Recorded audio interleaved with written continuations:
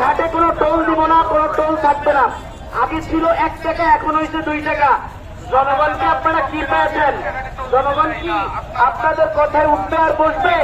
এই যে কয়েকদিনের ভেতরে আমাদের সাংবাদিক সাহেব, তাকে অপমান লাঞ্ছিত করা হয়েছে, আমরা একটি প্রনিন্দা জানিয়েছি।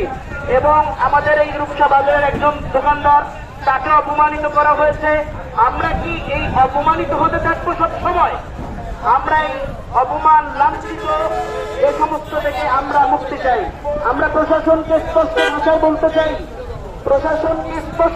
বলতে চাই, যারা উদ্বোধন দায়িত্বশীল আছেন, আপনারা এই ঘাটের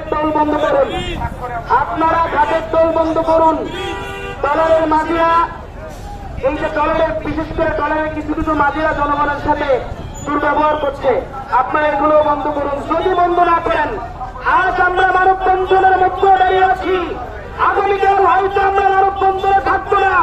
আমাদের রাজপথে নামে দুর্নীতির চাঁদাবাজির যুদ্ধ আমরা কঠিন আন্দোলনের ঘোষণা করবো। সাবধান হন, আপনাদেরকে আমরা সাবধান করার জন্য এসেছি। আমরা আজ সাবধান করে যাচ্ছি, আগামীকাল আমরা সাবধান করব না। আজ আমরা রূপসা ঘাটের এই পারে দাঁড়িয়ে আছি, আগামীকাল হয়তো আমরা এই পারে থাকবো না, আমরা ওই পারে গিয়ে তাদের বিরুদ্ধে আন্দোলন করবো। জনগণ সোচ্চার হন, জনগণের সাথে দুর্নীতি চাঁদাবাজি বন্ধ করুন। যদি আমরা এই দুর্নীতি চাঁদাবাজি বন্ধ করতে পারি, তাহলে একটি রূপসা, আমাদের দুর্নীতি মুক্ত রূপসা আমরা পাবো। জনগণকে কথা বলতে হবে। প্রিয় ভাইয়েরা, গণস্বাক্ষর চলছে, আপনারা সকলে গণস্বাক্ষর দিন। আমি ধন্যবাদ জানাচ্ছি সাংবাদিক মাহরুফদেরকে, আমি ধন্যবাদ জানাচ্ছি বৈষম্য বিরোধী ছাত্র আন্দোলনের সমন্বয়কদেরকে এবং আমার প্রিয় ভাইদেরকে। আমি ধন্যবাদ জানাচ্ছি রূপসা উপজেলার সর্বস্তরের জনগণকে।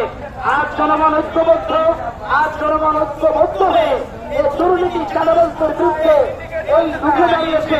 রূপসাবাসী, আপনারা দেখেন, পুরো দেশবাসীকে আমরা দেখিয়ে দিতে চাই রূপসাবাসী ঐক্যবদ্ধ হলে কি হতে পারে। অতএব ওই ঘাটের টোল বন্ধ করতে হবে। মাঝিরা এই সকল জনগণের সাথে দুর্ব্যবহার করে, এটা বন্ধ করতে হবে।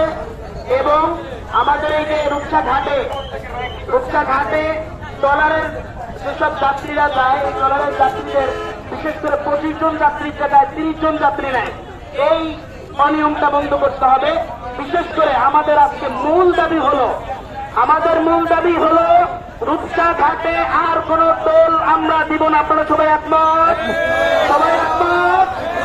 আমরা এখান থেকে জোর দাবি জানাচ্ছি। আর আমার প্রিয় ভাই এখানে যারা আছেন, আমরা মাজলুম ফিলিস্তিনিদের পক্ষেও আছি। আমরা সকলে মাজলুম ফিলিস্তিনির জন্য দোয়া করব, মাজলুম ফিলিস্তিনি ভাইদের জন্য আমরা দোয়া করব, সাহায্য সহযোগিতা করব। এই বলে আমি আমার সংক্ষিপ্ত বক্তব্য শেষ করছি।